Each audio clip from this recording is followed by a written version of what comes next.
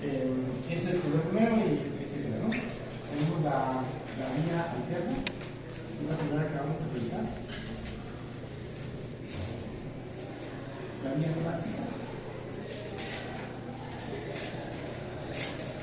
y la vía de las lecturas.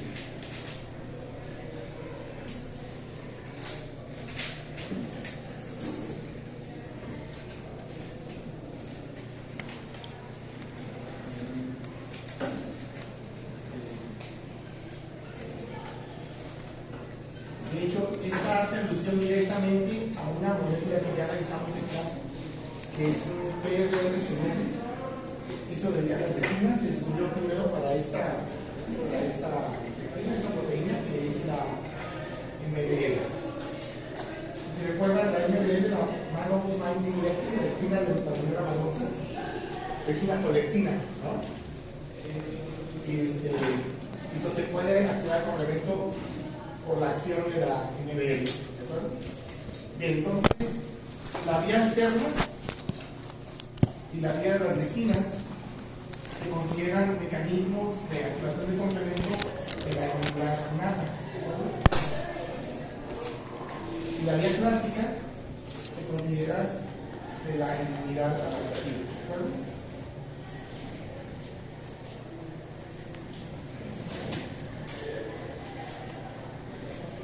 Bien, el primer mecanismo de activación de complemento descrito históricamente fue la vía clásica. Y nada más voy a mencionar el experimento. En aquel momento era finales del siglo XIX, creo que entre 1899 a 1999. Y creo que esto fue estudiado por Jules Bordet, un científico de origen de población bélgica que trabajó en lo que después se convirtió en el Instituto Pasteur. Y estaba haciendo experimentos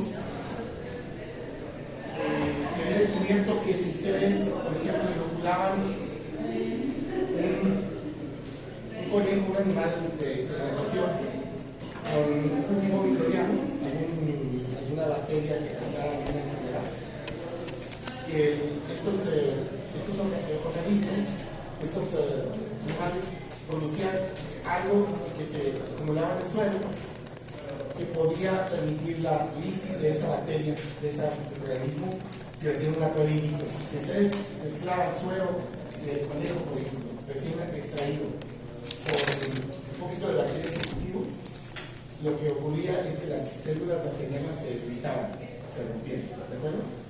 O sea, descubrieron ese fenómeno y de ahí más o menos el experimento tiene el nombre de anticuerpos. ¿Okay? Y llamaron a esa cosa que aparecía en el suelo de estos animales, después de ser vinculados con esta bacteria, estas bacterias, le llamaron anticuerpos. Entonces a esto se le conoció como lisis bacteriana mediada por anticuerpos, ¿de acuerdo? Entonces era una característica nueva, la estaban estudiando, y un día, haciendo una serie de experimentos, Bordet decide hacer algo con el suelo, en vez de usarlo directamente, o sea, extraerlo del conejito y usarlo así inmediatamente, decidió primero someterlo a una temperatura durante media hora al menos. Tomó el suelo con anticuerpos, voy a tener que abreviarlo así, ¿verdad? Anticuerpos, ¿verdad? Y hizo un experimento donde usó un suelo sin calentar, ¿verdad? Y otro que calentó, calentado, frío medio raro así, ¿no? La temperatura que hizo el papel más o menos 55 Celsius, el tiempo 30 minutos. Pues repite el experimento, ¿verdad? O sea, en este caso el suero, uno en un caso lo calienta a esta temperatura por este tiempo y el otro la usa como siempre la usamos. Y lo que descubre es que aquí sí, lisis,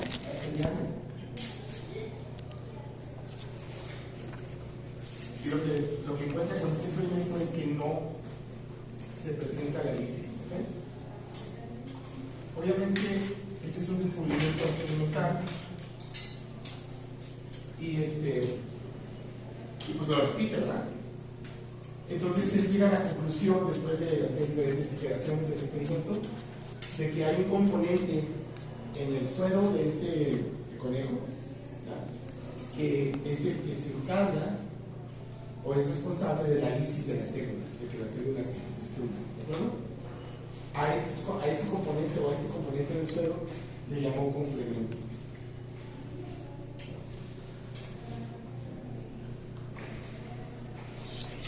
Hay un experimento donde si él agrega, aquí están los anticuerpos, ¿no?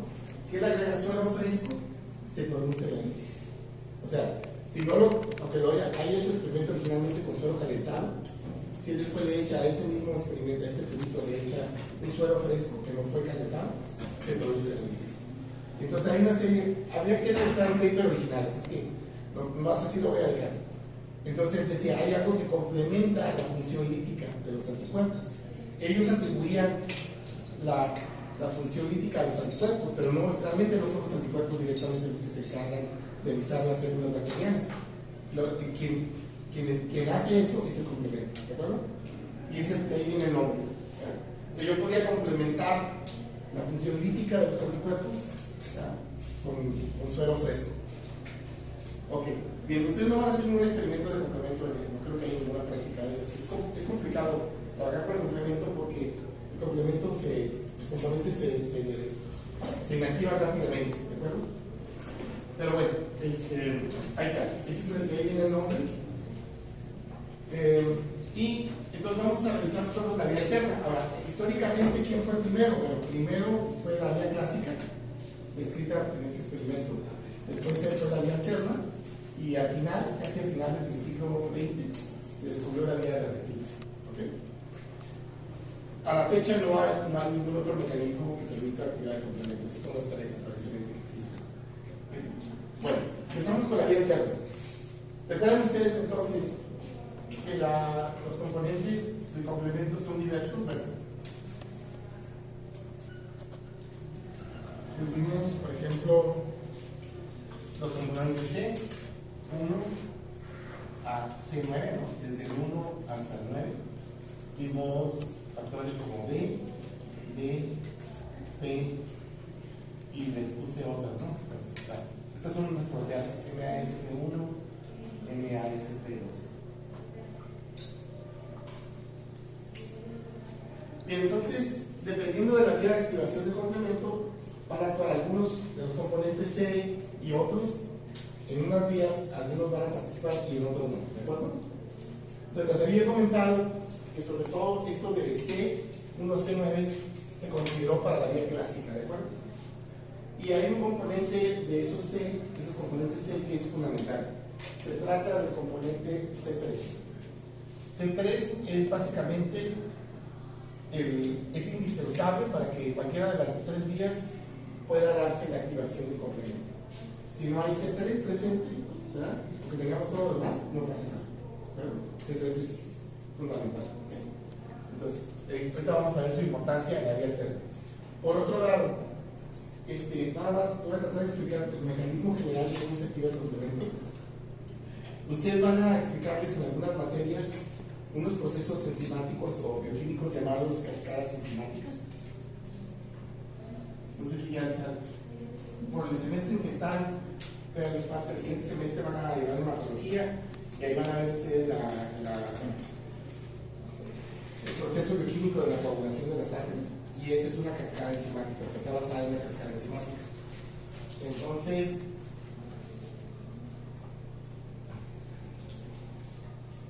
bien, hay una diversidad de cascadas enzimáticas.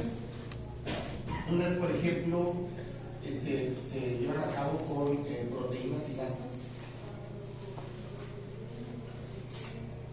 que son relativamente comunes, pero hay otras cascadas que se llevan a cabo proteasas o proteinasas, ¿no? Proteasas.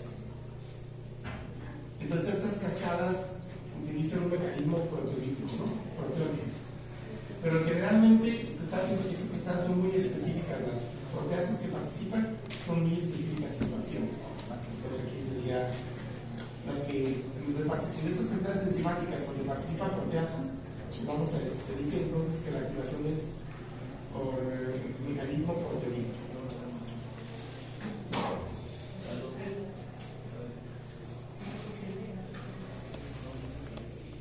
Ahora vamos a tratar de explicar estos términos, porque luego lo que nos separa a veces de entender algo es que no entiende las palabras.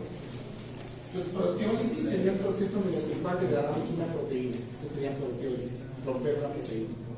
Típicamente, ¿cuáles son los enlaces que ponemos en una proteína? Pues enlaces peptídicos. Entonces, las proteasas o proteinasas son enzimas hidrolasas que hidrolizan enlaces peptídicos. ¿De acuerdo? La proteólisis puede ser generalizada o inespecífica o puede ser específica. En el caso de estas cascadas enzimáticas, los mecanismos de proteólisis involucrados en las cascadas que se llevan a cabo con proteasas, las proteólisis son muy específicas. De hecho, basta la ruptura de un solo enlace peptídico en un lugar exacto para que el proceso funcione. Mi punto aquí es que en todos los casos se actúa mediante una cascada enzimática donde participan proteasas, se lleva a cabo mediante un mecanismo proteolítico muy específico.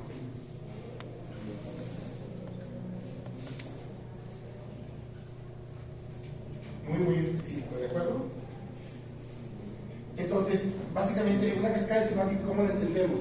Tenemos una cascada enzimática, tenemos una primera, recuerden que aquí dice enzimática.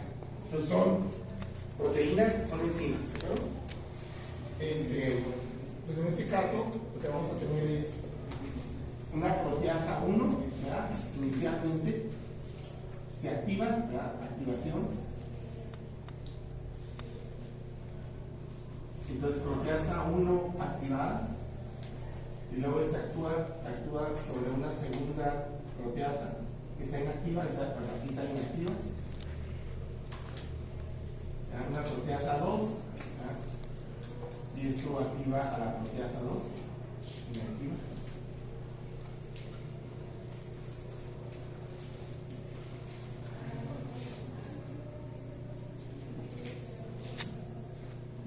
Y luego esta a la vez, ¿verdad?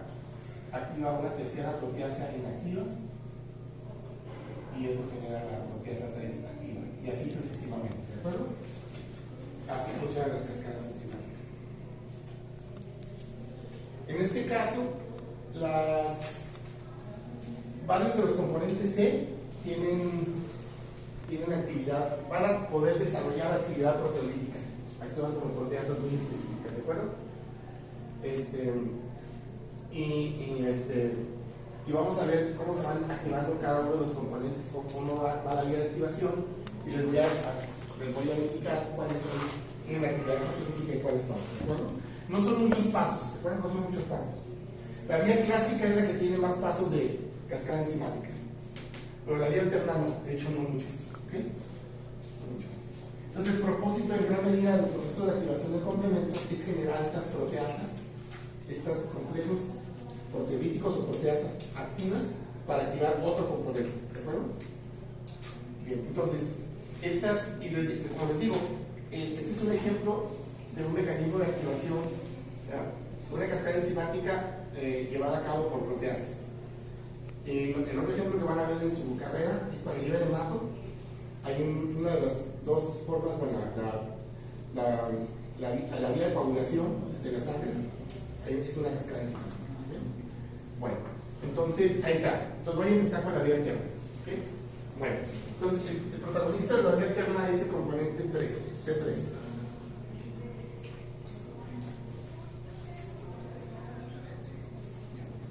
Bien, ¿qué pasa con C3? Bueno, requisitos para la vía alterna. Y esta vía se puede reproducir in vitro, esto es en un tubo de ensayo.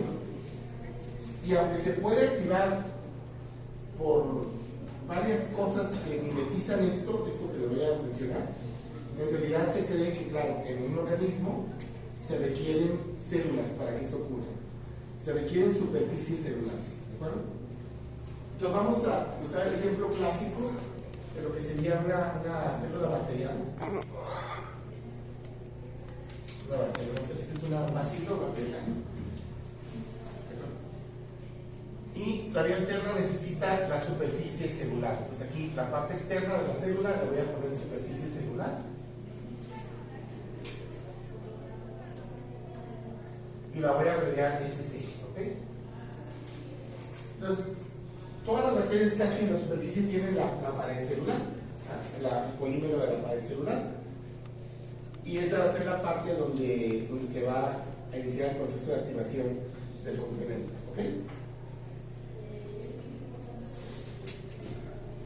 Bien, entonces, primer requisito indispensable, una superficie celular. A porción. O sea, el complemento por vía terrestre no se activa si no tengo yo una superficie celular disponible. Puede que esa bacteria esté muerta o esté viva, sí, no importa. Si la superficie celular está intacta, el complemento se puede activar. ¿De acuerdo? Lo importante es que la superficie esté intacta. Muy bien. Ok, entonces, hay un fenómeno muy interesante, y claro, esto se estudia a fondo, esto se conoce muy bien. C3 se puede autoactivar. ¿Okay? O sea, C3 se activaría típicamente, digamos, cuando ya ocurre la activación del complemento, se activa típicamente con una proteasa específica. Pero resulta, se descubre que C3 es relativamente inestable y unas pequeñísimas cantidades de C3 en el plasma se autoactivan, o sea, se activa y se genera la forma activa de C3. Bien, entonces, cuando C3 se activa,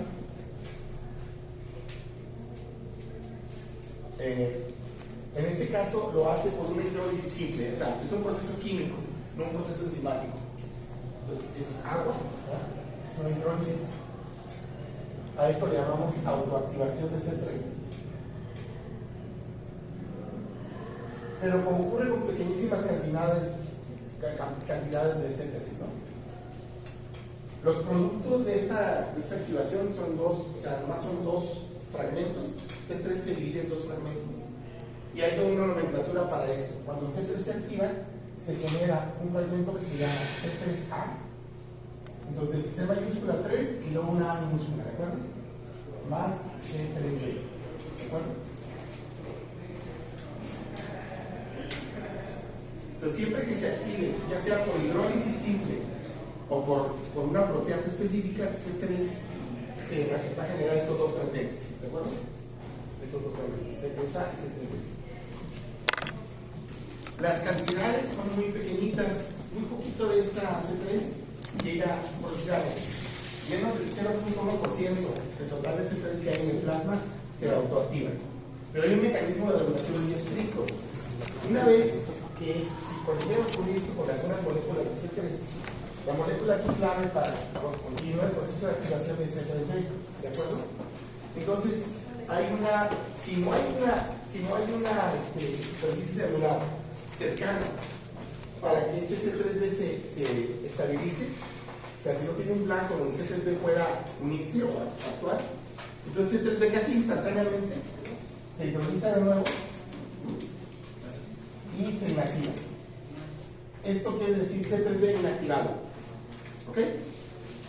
Entonces, de hecho, si ustedes tienen C3, la purifican y la tienen en un tubito, poquito a poquito se va a ir hidrolizando solo. ¿Ok? Se va a consumir de esa manera. Esto pasa típicamente. Pero hay un mecanismo muy estricto donde cuando yo activo algunas moléculas de C3 y genero los productos, C3B sobre todo, de inmediato se inactiva.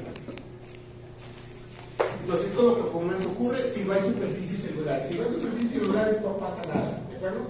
Pero ¿qué pasa cuando yo tengo patógenos en algún lugar donde llega el complemento? Recuerden que el complemento está presente en donde, en el plasma, en la sangre, ¿de acuerdo? Imagínense que salen las proteínas plasmáticas a algún lugar y hay todos los componentes del complemento y hay, porque hay inflamación, porque hay un proceso infeccioso, ¿verdad? Llegan ahí las moléculas de las componentes del complemento, tengo las superficies bacterianas. Entonces, ¿qué pasa? C3 se activa por hidrólisis, ¿ok? O sea, no por un mecanismo enzimático. C3A más C3B. Y si esto ocurre cercano a la superficie celular, C3B puede unirse covalentemente a la superficie celular. De hecho, C3B es muy susceptible de reaccionar con grupos OH. Hay un montón de grupos OH. Como hay no está hecho de carbohidratos, o sea, polisacáridos que son carbohidratos, hay un montón de grupos OH. Y C3b puede formar un enlace covalente con los grupos OH. ¿Okay? Entonces, ¿qué tendríamos? Algo así como C3b unido a la superficie. Y esto estabiliza a C3b.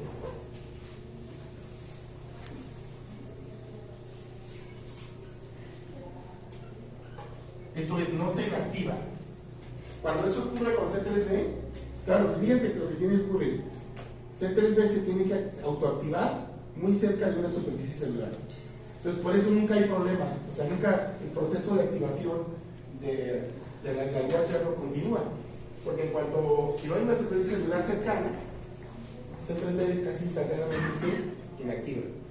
Pero si esto ocurre cerca de la superficie celular, entonces C3b se estabiliza y no se inactiva. ¿Okay? Entonces, en este paso que tenemos que la superficie celular, en este caso esta superficie bacteriana, ahora tiene unida. Bueno, aquí lo estoy haciendo con una sola molécula. Obviamente esto no ocurre con una sola molécula, ocurre con numerosas moléculas, ¿sí? Pero va bien con una molécula. No tengo espacio para poner tantas cosas, ¿no? Entonces, esto indica que C3b ya está unido covalentemente a algún grupo funcional de la superficie celular. Lo que viene ahora es, si, dado que ahora C3b no se inactivó, está estable, ¿verdad? Está activo, ¿verdad? Entonces lo que va a ocurrir ahora es, participa un segundo componente, que es típico de la vía alterna, el factor B. ¿Bueno? Entonces lo que tenemos aquí ahora es B, se va a unir a C3b, se une.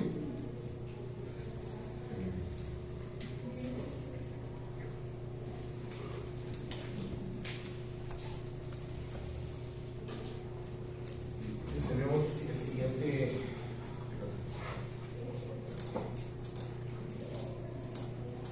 Tenemos el siguiente C3b unido a B.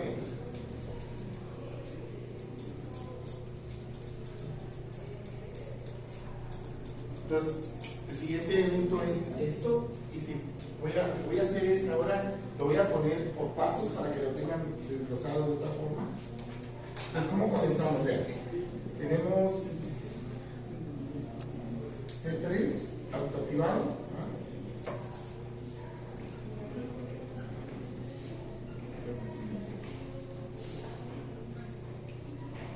Y tenemos la superficie celular.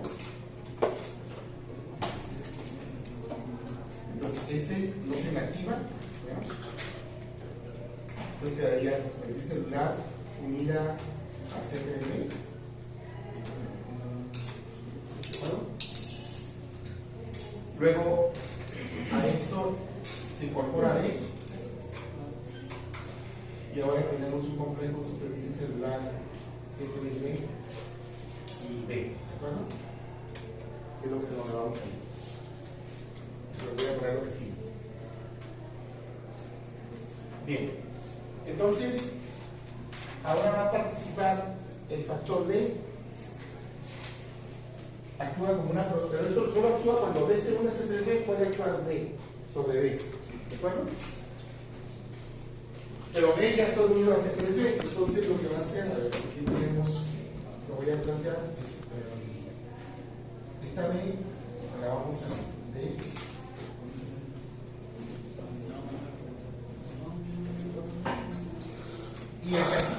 Y el D le va a quitar un pedacito a B completo, ¿okay? A B, y se va a liberar al medio. Ese pedacito se llama B subíndice A.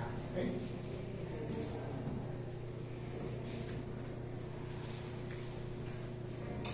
¿Qué es lo que queda en la superficie? Bueno, después de la transformación de la protólisis de D sobre D, me va a quedar lo siguiente.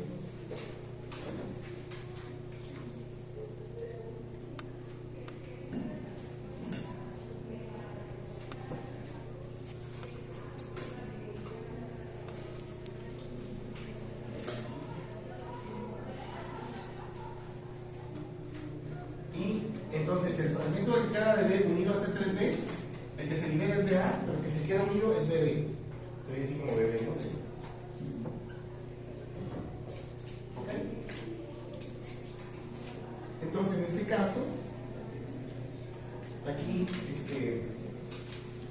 es D, participa D,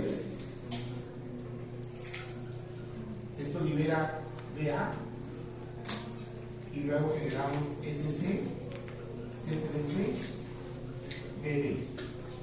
¿Ok?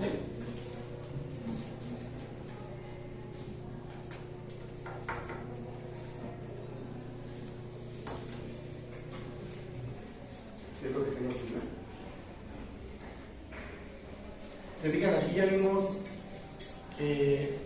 una actividad proteolítica para la vía alterna. D es una proteasa específica para B, siempre y cuando B esté unido a C3B. ¿Ok? Ahí es la primera parte de la cascada enzimática. ¿Okay? Muy bien, ¿qué sigue? Bueno, como el proceso de autoactivación continúa, va a haber más moléculas de C3B que se siguen generando, ¿no? Entonces lo que viene a continuación es la incorporación de otra molécula de C3B que se va a unir a este BB, ¿verdad? Para formar un complejo C3B, BB, C3B. Entonces, si le ponemos el formato aquí,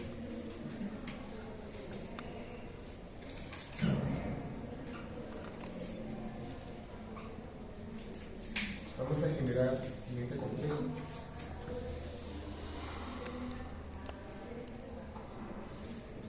Tenemos C3B,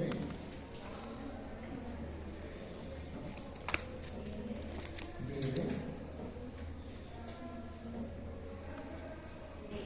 C3B. Pero yo lo he puesto de color verde. Ahí está.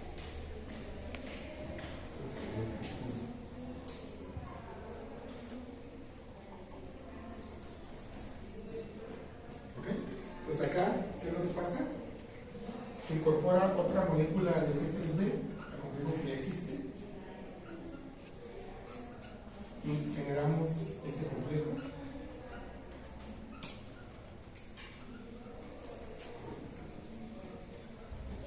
Okay. Muy bien, cuando se forma este complejo, claro, o sea, está anclado a la superficie microbiana, ¿no? C3B, BB, C3B.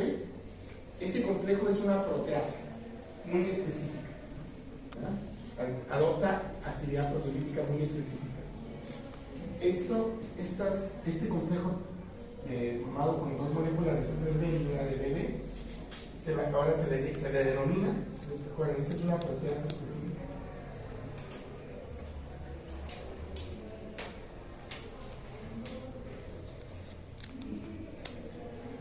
Y se le va, el nombre que recibe este complejo ahora, porque ya adopta actividad proteolítica específica, se le va a llamar C3 convertasa. Entonces, en las vías de activación del complemento se van a generar siempre dos convertasas. Cuando hablo de término convertasa se refiere a una actividad proteolítica específica. O sea, es una proteasa que tiene una actividad muy grande, ¿verdad? Y el propósito de la activación del complemento es generar estas convertasas. Va a haber dos convertasas nada más que se van a generar cuando se activa el complemento. La C3 convertasa, o sea, una proteasa muy específica para C3, y otra que se llama C5 convertasa, que es una proteasa muy específica para C5. ¿Ok?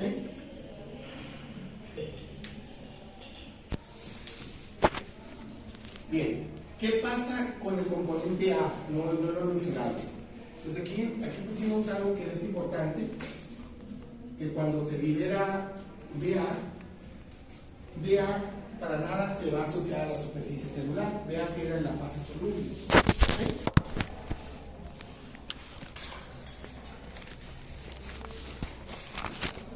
Igualmente acá C3A para nada va a tener nada que ver con la superficie celular, también queda en la fase soluble, ¿de acuerdo?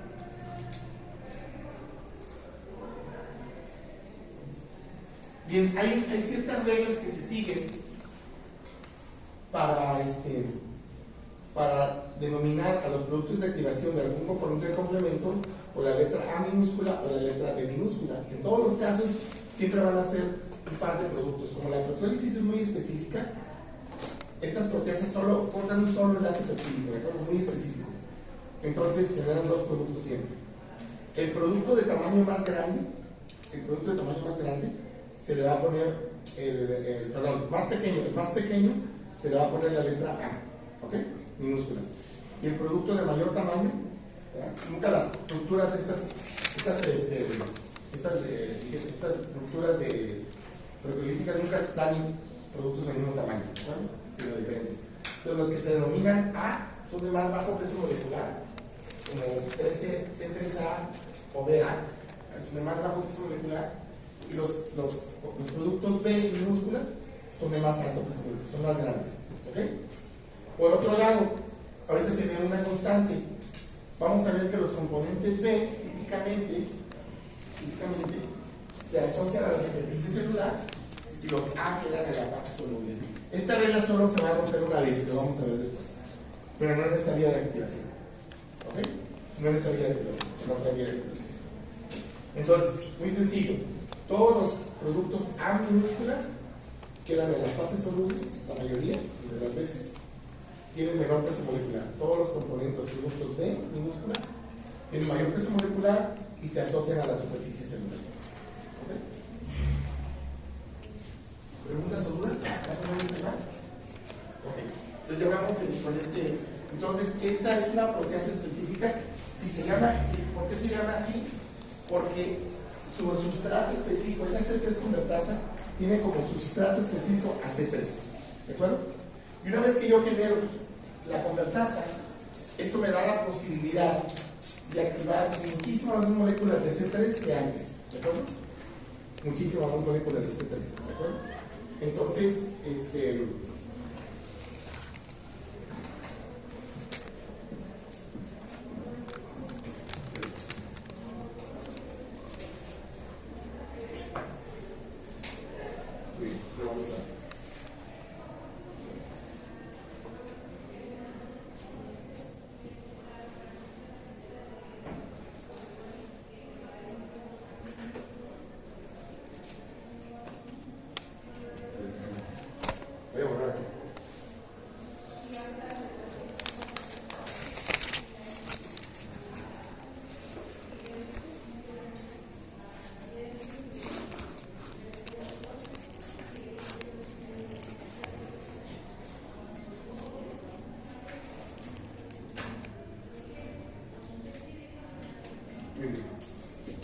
tenemos ahora la formación de la C3 convertasa. ¿Qué consecuencias tiene esto? Bueno, la C3 convertasa tiene esa estructura y con esta vamos a convertir N moléculas de C3 en los productos correspondientes, ¿no? O sea, vamos a ponerlo así. Lo voy a hacer para acá.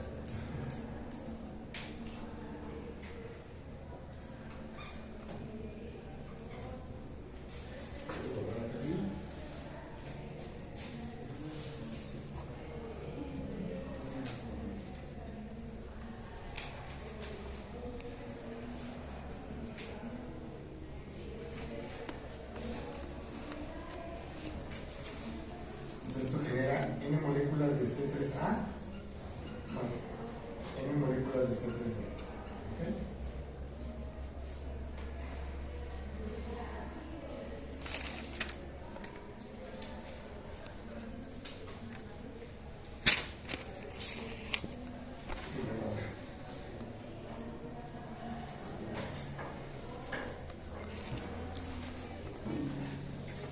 Ahora, ¿qué consecuencias tiene esto? A diferencia de la autoactivación, que genera bien poquitas moléculas de producto, porque es muy poquitas las moléculas que se activan, esto es por hidrólisis simple.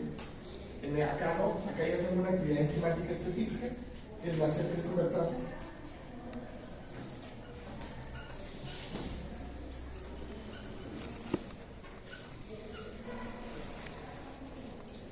Y esta me permite activar muchísimas moléculas de C3. ¿Okay? Bien, una de las consecuencias importantes de esto es que recuerden, toda la C3A generada es soluble, pero la mayor parte de, bueno, casi toda la C3 generado se va a asociar a la superficie celular. ¿Ok?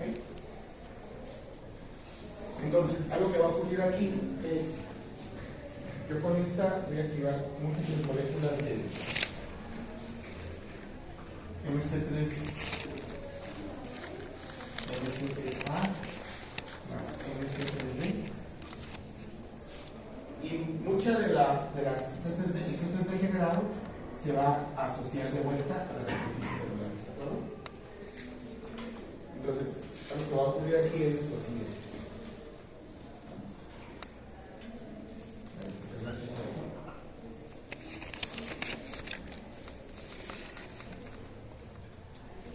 Pues aquí nomás he puesto un solo complejo de Z convertase, ¿no? Pero en realidad se forman más de uno, pero ¿por qué? No tengo espacio.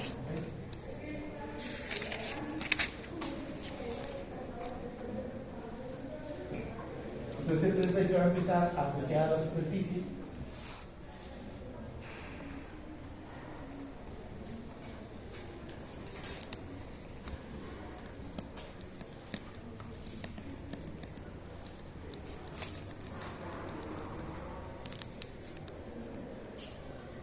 Por el mismo mecanismo inicial, formaba un enlace covalente con glucoso H.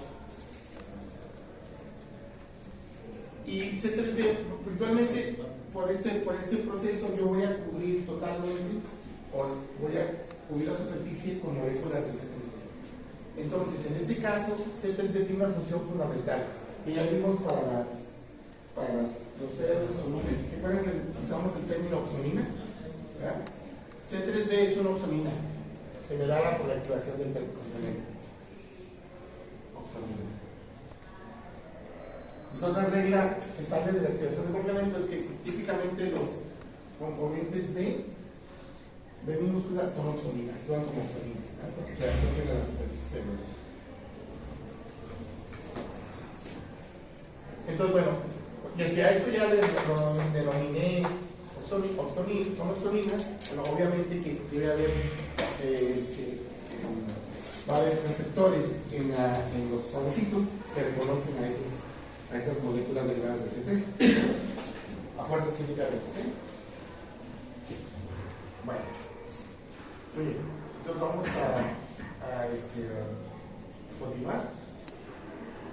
Yo voy a pasar mi lista y yo voy a dejar.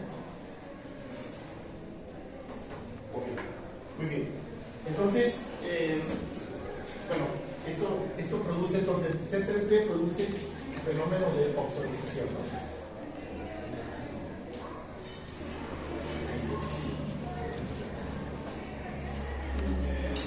Bien.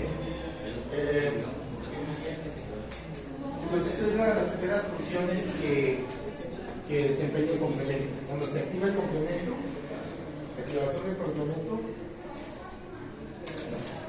podemos ponerlo como un corollario. La activación del complemento genera opsonina.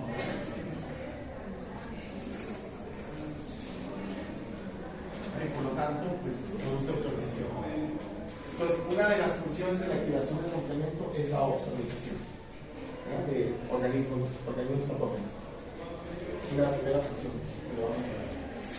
Ok. La segunda función que se deriva de la activación del complemento viene de los componentes generados por activación que tienen la letra A minúscula. Como BA y C3A. Estos componentes A en general van a tener un papel en la inflamación. Los componentes A, sobre todo, por ejemplo, en este caso BA y C3A, generado acá también,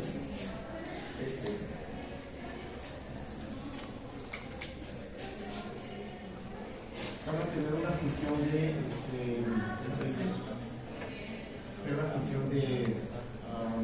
mediadores, son mediadores de liberación. O sea, puedes participar inclusive en votación.